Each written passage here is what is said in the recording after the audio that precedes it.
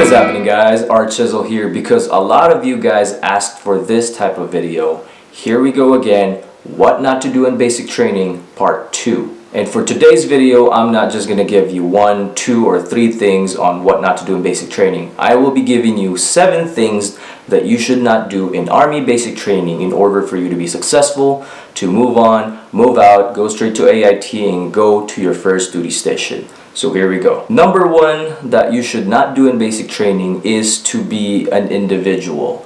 Because in basic training, you are part of a team now. You are in the transition from being a civilian to a soldier.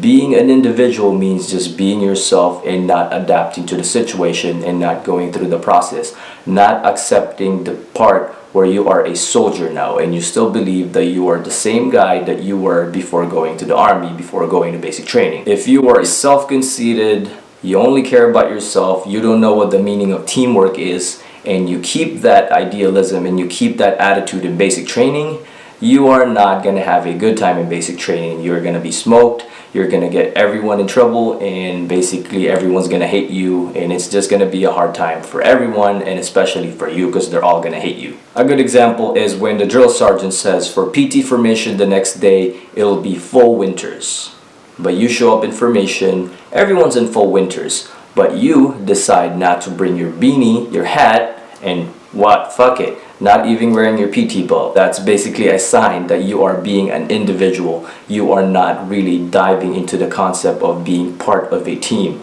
And being in the Army is one of the largest organizations in the United States. You are part of a team now. So don't be an individual. Be part of the team and help out everyone. It'll just make everything so much easier for everyone. What not to do in basic training number 2 is sneaking food from the DFAC to your barracks or wherever you guys are going, or any place in basic training that's not authorized to eat. Here's the deal. If you go to basic training, the only authorized place for you guys to eat is the DFAC, unless the drill sergeant decides that you stay out in the field.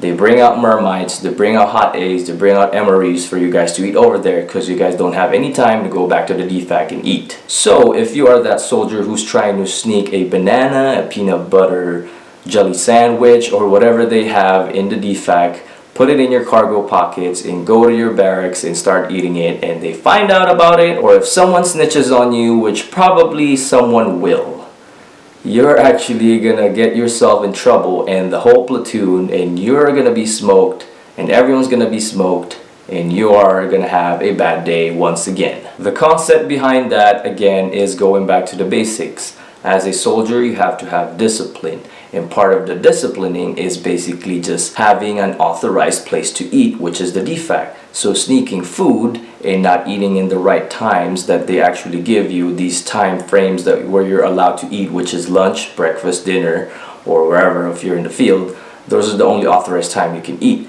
So if you sneak food, eat it in the wrong place, in the wrong time, you're basically not doing the right thing, and there goes your discipline, and you're just gonna fuck up everyone, and again, yourself, everyone getting smoked. Another good example is if you've seen Full Metal Jacket, I'll be putting the link somewhere. Gomer Pyle sneaks a peanut butter jelly in his locker, in his foot locker. Basically everyone hated him, they all got smoked, and he got the sock party treatment the night of that incident. What not to do in basic training number 3 is not locking or not securing your wall locker or any items that you are accounted for.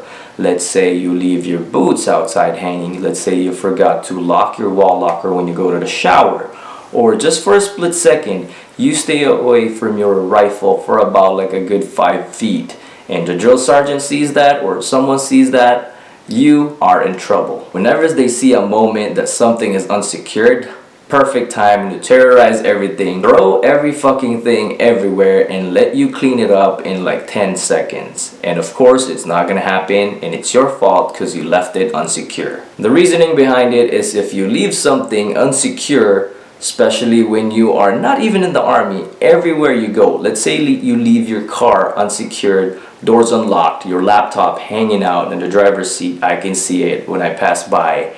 It's basically giving an opportunity for anyone, everyone to take your shit, and then you're gonna be crying and you're missing something. Let's say you miss your Kevlar, let's say you lost your weapon in the field in basic training. you are gonna get everyone so pissed because they're gonna be trying to look for that thing, especially if it's a weapon. All throughout post, everything's gonna be shut down. Or if you're missing a Kevlar, if you're missing a plate when you're in basic training and when you're in the regular army and you can't find it, you can't produce it, guess what? Statement of charges. They're gonna take money away from you, and that will probably be a good lesson for you to not lose your shit and secure your shit every time, anywhere you go. Got it? What not to do in basic training number 4 is not prioritizing things that you should do. In basic training, you won't have time to do shit, nothing. So here's my routine when I was in basic training. Here are my priorities. Study whatever content or whatever stuff the drill sergeants put out, so for the next day I'm prepared, or I just studied that blue book that they gave me. Another thing is prioritizing time, like time management. It's either I go to sleep at night, spend a few minutes to maybe an hour writing letters back to my family or doing laundry, basically just squaring away my gear and my shit, because if you don't balance your time, you're gonna be scrambling, you're not gonna be ready. You need all the time that you can get in basic training, because you're going to be sleeping, you're going to be eating, you're going to be showering, everything. It's all up to the drill sergeant. Remember this, brand new privates, time management is key. Do not forget that. What not to do in basic training number 5 is not listening and not following orders given to you. As a private, as a brand new soldier, as someone who's going to basic training, that's the only thing you have to do. Be in the right place, be in the right time, be in the right uniform, and do what you're supposed to do. That's it. You don't have to stick out like a sore thumb and always volunteer for everything. That's kind of like a double-edged sword, by the way. Volunteering just develops your personality. Drill sergeants see that you have a potential, like, okay, this guy, this brand new private is actually putting himself out there. But if you put yourself too much out there, you're gonna be carrying too much load that you will probably not gonna be able to carry throughout the whole basic training, because everyone's gonna count on you, everyone's gonna throw shit on you. So just be in the middle, not too much way up high over there, not putting yourself on blast, and not just being all the way down, which is basically out of the radar and no one's even gonna know you. But again, to sum it up, be at the right place, be at the right time, do what you're supposed to do, don't get yourself in trouble. So always remember, do what the drill sergeant tells you. However stupid it may be, there's always a reasoning behind that. If he tells you to go straight forward, going north, 20 steps, pick up the rock, do an about face, take 10 steps, do a left face, do an about face, and go step out again 10 steps and drop that rock. If he tells you to do that, just do it. Just don't get yourself in trouble. That's all you have to do. It's just following orders. What not to do in basic training number 6 is not helping your battle buddy.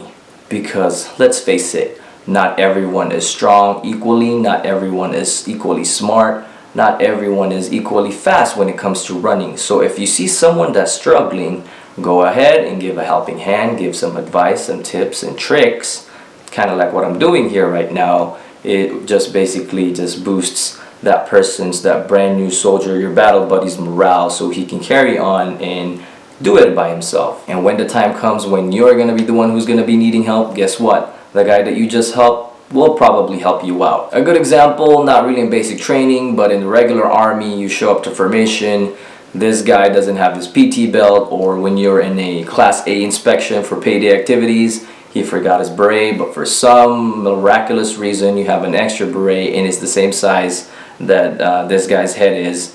You go lend that beret, you go lend that PC, then go ahead. There it goes. Everyone's covered, right? Just help out a battle buddy, that's all it is. Someone needs help, help them. So in return, they're probably going to help you some way, some form down the road. Lastly, what not to do in Army basic training number 7 is not doing what you're supposed to do in basic training. A good example is hooking up with someone in basic training.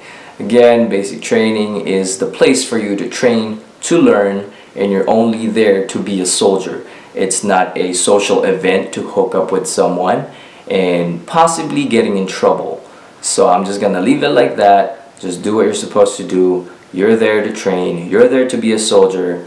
Stay how long, however you need to be over there, but I don't suggest that because you don't want to be recycled. You just want to go there, finish that shit, and go to AIT, finish AIT, and go to your next duty station. That's all it is. Don't get in trouble, just do what you're supposed to do. There you guys have it. If you like this type of video, go ahead and leave a question again down below and we'll try to make another one of this. Or if you have questions, if you like this video, don't forget to give it a thumbs up. Check out the links for my other social media links down below or somewhere in the screen. I'll be putting a lot of links everywhere. And also, if you like this video, let me know if you want more tricks about going to basic training. I know a lot of you guys will be going to basic training. It will be out of reach, out of touch for a good 2-3 months. It really depends on how long. So if you have any questions about the actual regular army, not just basic training stuff, let me know in the comments and we'll try to put out something together. Thank you guys for watching. That is it for today, and make sure to subscribe. Sergeant Masiba out.